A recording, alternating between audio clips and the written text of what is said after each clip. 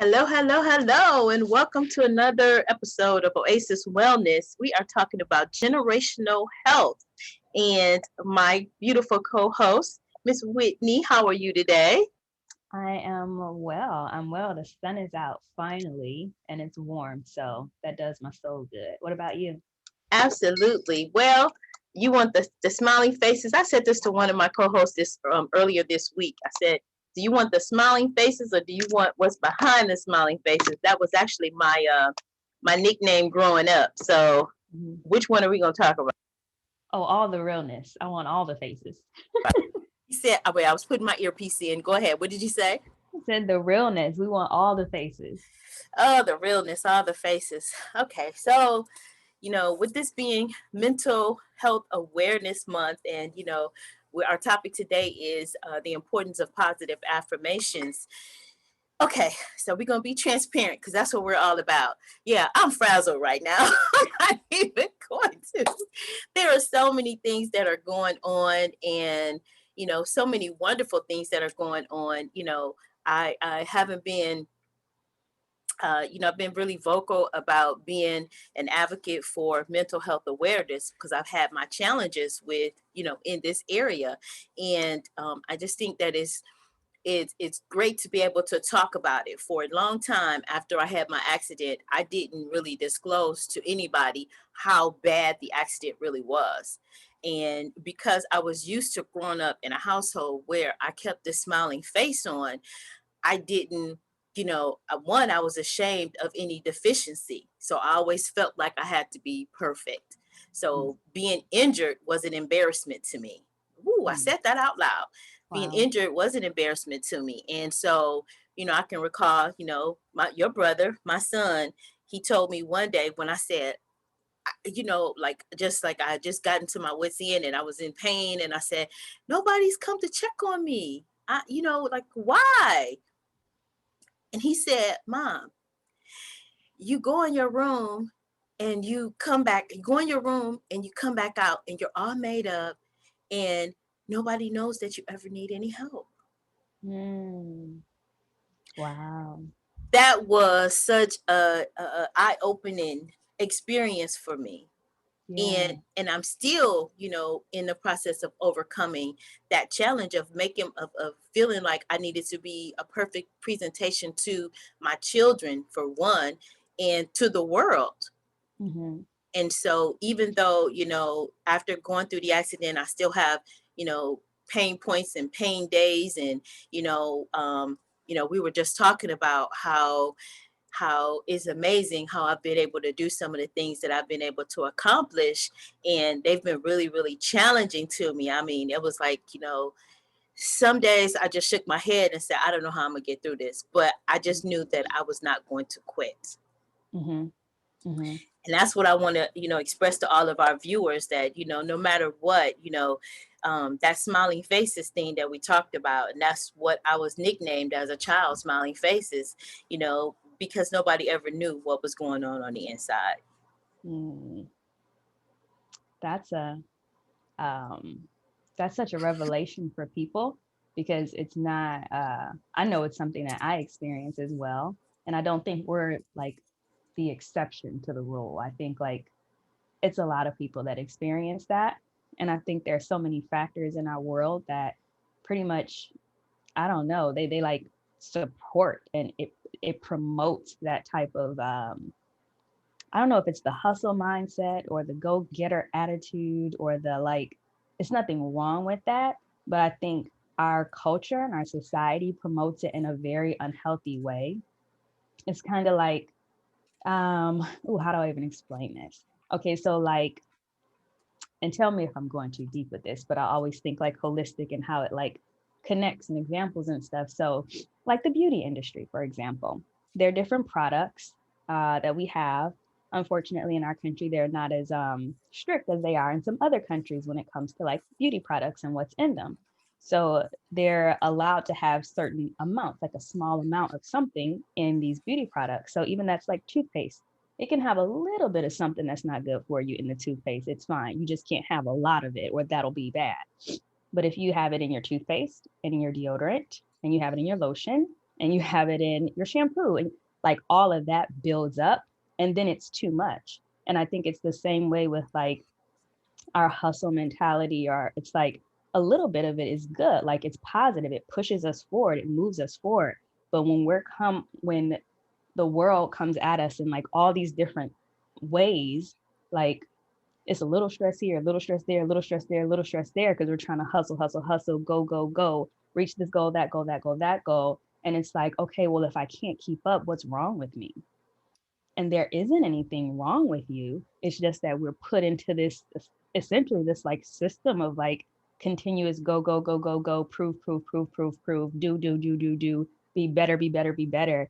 And it's like you can't live under that tension like consistently over time. It literally breaks our perception of who we are, our identity, what we have capacity to do, what we think we have capacity to do. Like, so yes, I definitely experience it as well. And I think most of our world does.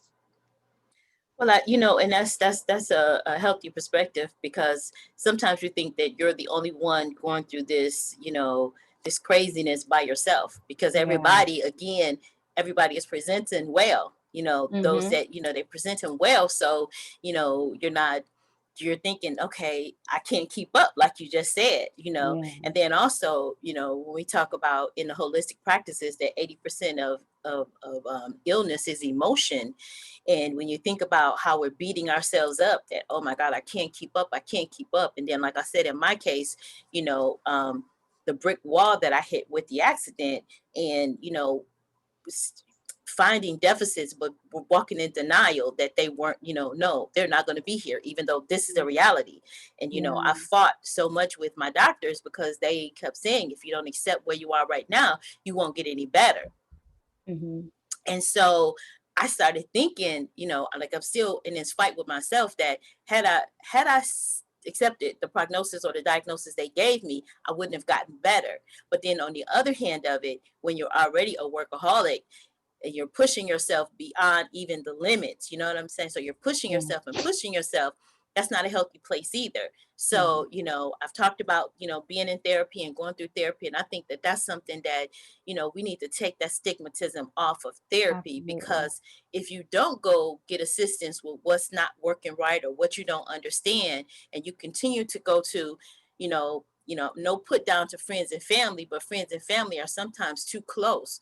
And sometimes you need that third party, neutral perspective to help you see Yeah. things in a healthier manner, and to help you Mm-hmm. formulate a healthy plan, because I've constantly dug myself in deeper. So not listening to what the doctor said, because I couldn't hear it, because Mm-hmm. my belief and my faith told me that I could do anything.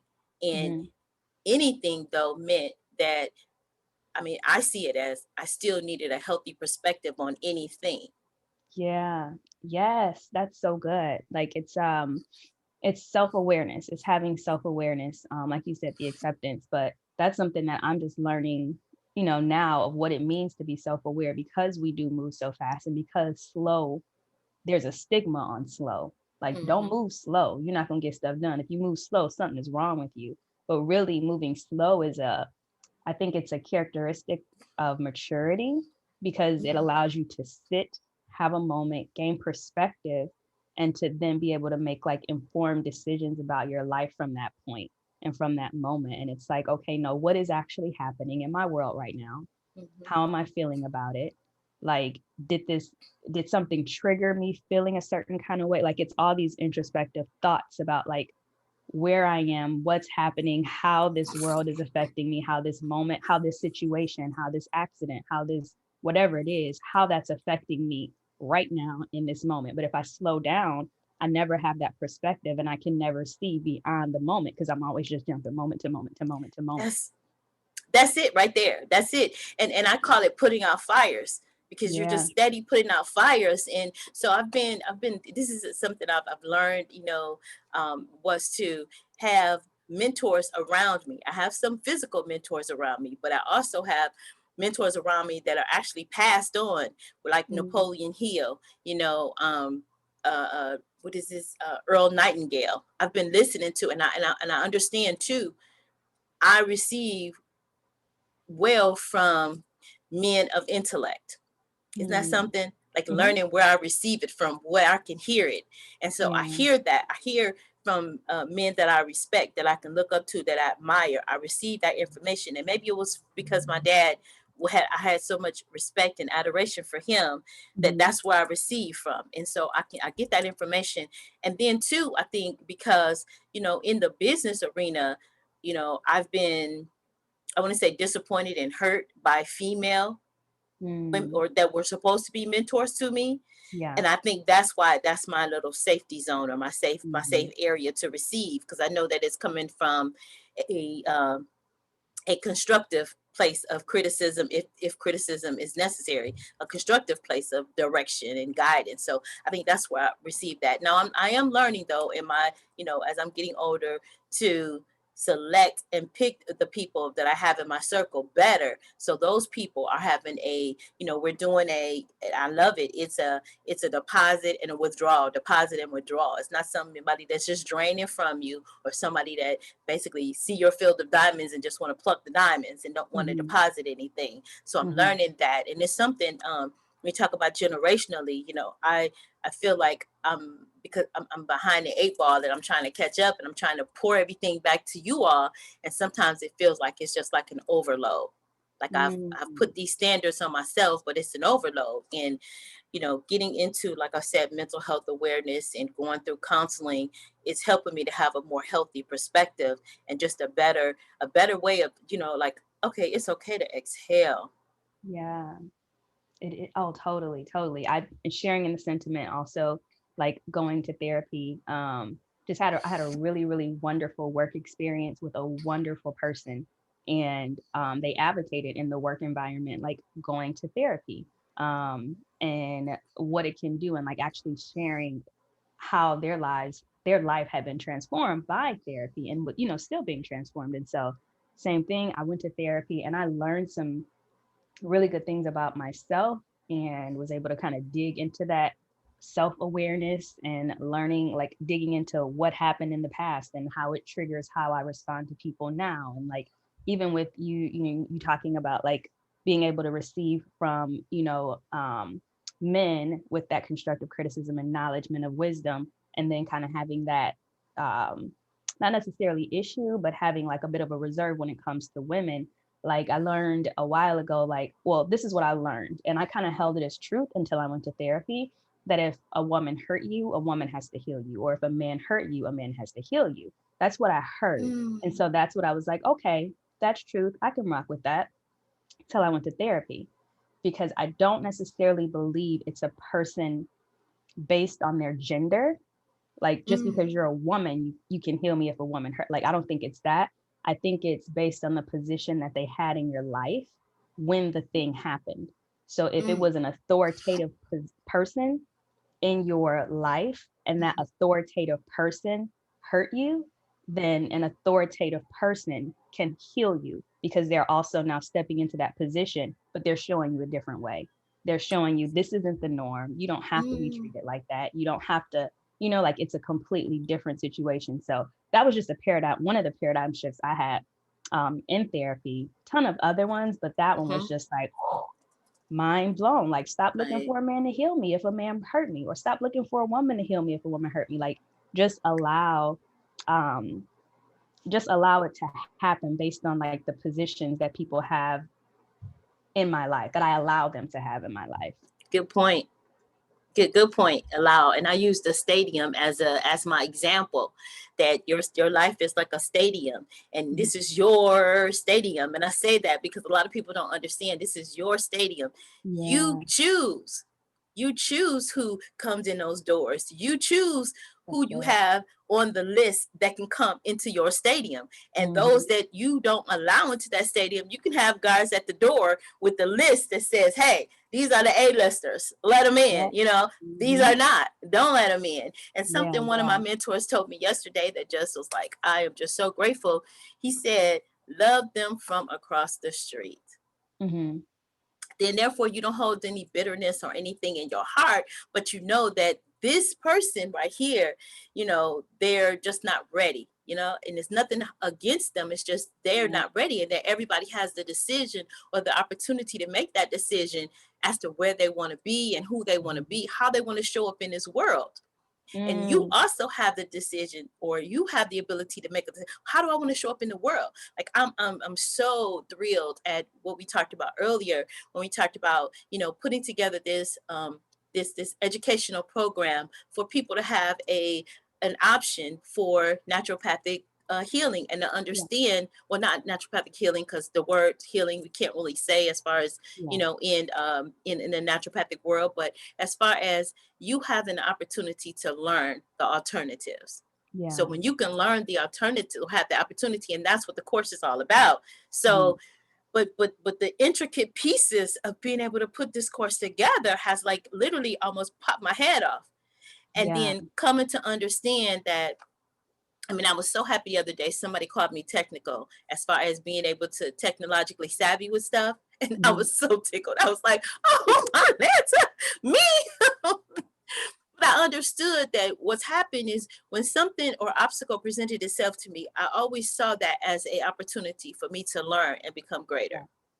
Yeah. And Mhm. so instead of shrinking from it, I leaned into it. And that's what I did. And I'm still not, a rocket scientist, but I'm really excited about learning the different things. Even though, like I said before, I understand that I need sticky notes. I understood that I had to work differently now Mhm. because of, like I said, the injuries and things that I suffered, which I actually never really even shared with you, all of the challenges that I've been working with.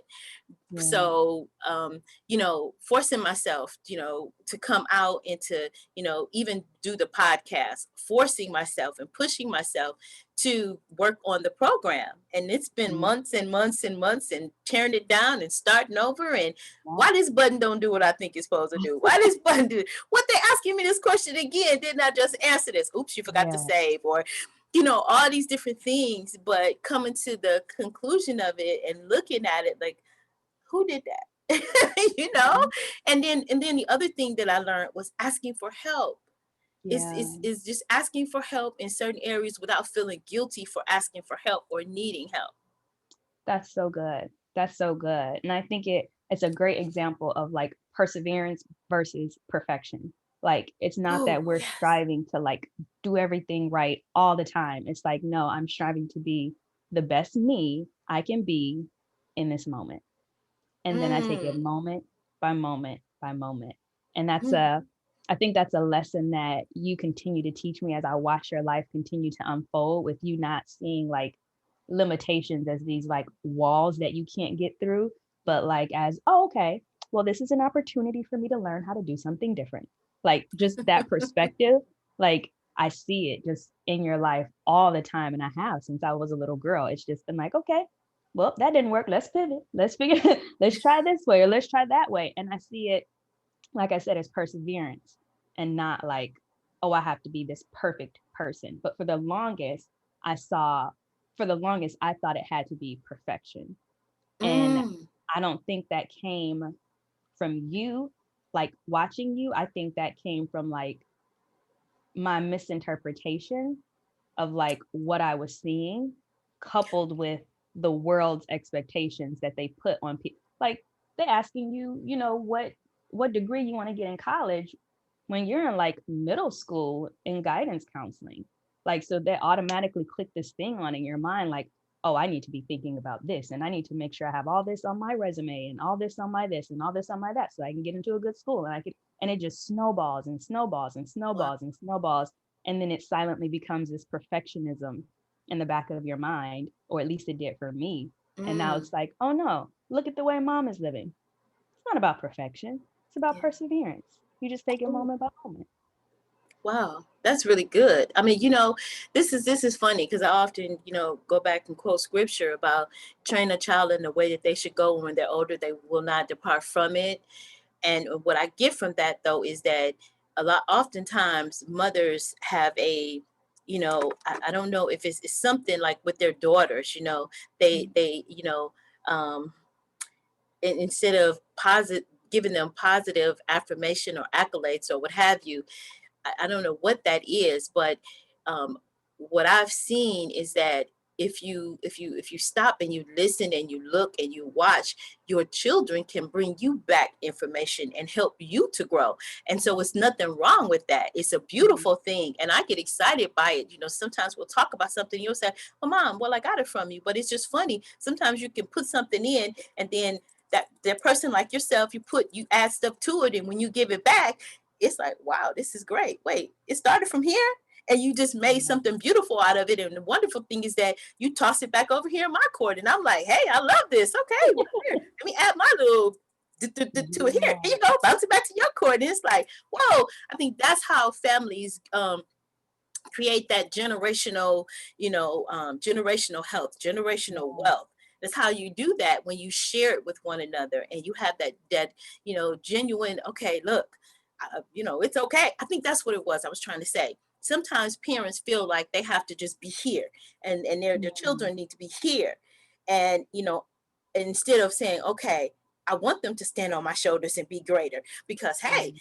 it's a wonderful thing. It benefits all of us, you know? Mhm. Mhm. So I'm really excited about what we're doing and how we're able to share every week and bring information to the people, and just show mothers and daughters that we don't have to, it doesn't have to be that tug of war with one another. It can Right. be that beautiful relationship to say, hey, look what I did, but hey, look what you did, girl. Look what you did. I don't have Yeah. no issue watching you walk in them stilettos, because I don't do it no more. Yes, and I'm so grateful. And I know I talked about this before, but I'm really, really grateful because as we're like having our conversations, the more that we talk, the more I remember and the more I'm self-reflective of like, oh my gosh, that did come from mom, or like, that came from a lesson or from a car ride or from whatever it was. Like I was walking with my daughter yesterday. I'm a homebody, guys. I don't generally leave the house unless like I really need to, or like I want to. Like I'm cool inside, okay? But yesterday I was like, okay, we've been in the house for a long time. We're gonna go outside. And for most people, they're just like, oh, they're going outside. But for me, I'm like, okay, how can I create an adventure for my kid? Because my mom used to be like, oh, we're going on an adventure. So we're walking downtown, and I'm like, okay, we're gonna stop at the frozen yogurt place, and she's gonna try boba for the first time. So like, she bit down and it popped. She's like, Mom, it burst in my mouth. And I'm like, I know, it's boba. And then like we walk out of there and we're like, you want to go to the bridge? We walked over the bridge and looked at the water and like just all these things, but again reflective of the fact that I was like, I remember that positivity in my life, like even if it wasn't like a great situation, it was always like mom's like, oh, we're going on an adventure, and that just reframed the thought, like for me, of like even when negative things happen, like you can turn it around and like make it positive. And so today we're in the room and my daughter is like playing with my mouse, like my computer mouse, and her Barbie doll. And I'm like, well, honey, that's not a toy. Like, you can't play with that. That's not a toy. And she went to get upset and she was like, hold on, mommy, let me sing about it. And she did this. When something seems bad, turn it around and find something good. Hmm. Can you make me one out of cardboard? I said, thank you, Mom. Thank you, Daniel Tiger. Thank you, Mr. Rogers' neighborhood. Like everyone who contributed to this little girl's level of self awareness, because that just blew my mind. I was like, you want a lollipop? You get a lollipop. Because, Oh my goodness. but Isn't for her that to be 3 and to be yeah. able to reframe that and to know how to apply that to a situation and then take that on into her life and be like, all right, if something is bad, let's reframe it. Let's figure that out. For me, that's positive, like self affirmation. And Oh like wow. how do you continue to promote that generationally? That's health to me. Oh, that's incredible. That just blessed my socks off. It really did. Because as you were talking about that, I was thinking about. I said, well, my children never knew that I sucked that direction, because everything was an adventure. But this 2 hour ride that just turned into 4 hours, we're gonna stop Yep. along the way, and this is while I figure out which road to get on. And so Yep. it didn't allow me to feel bad about just being, some people, that's just not an area of strength for them. And so directions just still not. I'm so grateful for the GPS and all of that now. But it's just funny because when you were talking about that, I thought about the trip that we went to for your band, and Yeah. that 2 hour trip turned into 4 hours. And I'm just, Mm. everybody in the cars, they're relying on me and depending on me to get them there. Everybody's sleep, and I'm thinking, oh my land. Done. Well, this is so refreshing, and it's amazing and incredible because walking through, like we talked about generational health, but walking through, you know just all of the things, the lessons, and sometimes just being affirmed that you know parents are sometimes really hard on themselves, thinking that they just did it so terribly, but terribly bad or wrong or what have you. But just hearing some of the positive reinforcements really helped me, to realize you just get better, and then you say, hey, look, I learned better, so let's do better. Yeah. And so, yeah. So are there any final thoughts that you would like to leave us, keeping in mind this is mental health awareness, and we're talking about the importance of positive affirmations, and even for ourselves, like I said, I looked over here, and you have to dig a little deeper. When you dig a little deeper, you'll find out who you are. So I have little affirmations around just to kind of, help me. I have another one that says short-term sacrifice for long-term paradise.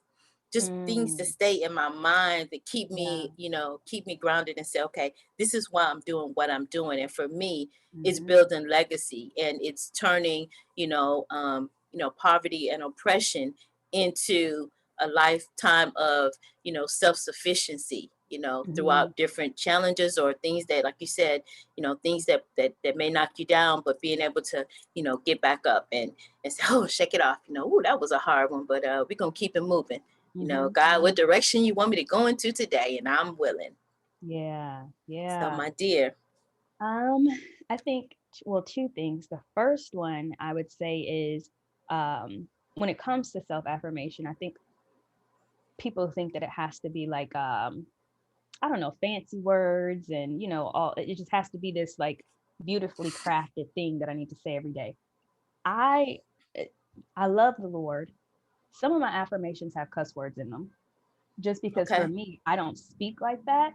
But when I Yes. see it, it drops, it pulls my attention and it Okay. reminds me like drastically to like, oh no, like you're good, like do something. So some of them do, Okay. that I have on my, so however you talk, however you speak, whatever it is that like actually speaks to you and moves you to action or inspires you or like touches your soul, like create affirmations around that. Like you don't necessarily have to go online and like find affirmations. That's a good place to start. But like speak to yourself as if you were speaking to someone you love. Like what would you Yes. say to someone you love to affirm them? Like, Mm-hmm. and then let that be your affirmation. That's one. The second one is if you have trouble with like negative thoughts that prevent you from creating affirmations, um, just taking a moment to really be aware and to like build your self awareness by doing what we talked about in the beginning and just kind of stopping and saying, hey, what is this negative thought I'm experiencing that's blocking me from affirming myself? Where did that come from? What triggered it? Who was I with? What was happening? Is that a fact or is it a feeling? Is it just how I'm feeling in the moment? Okay, if it was just a feeling, how can I restructure that? Like, what positive thought can I actually put in place that's supportive of who I am and like what I want? And like start there, like start to reconstruct your actual thoughts. And that'll help you with your affirmations. Yeah. Yeah. I love that. I want to end it with this one here, and this actually, I love music, so I love music, and I get a lot of my inspiration from different like movies, and with the grandchildren, and then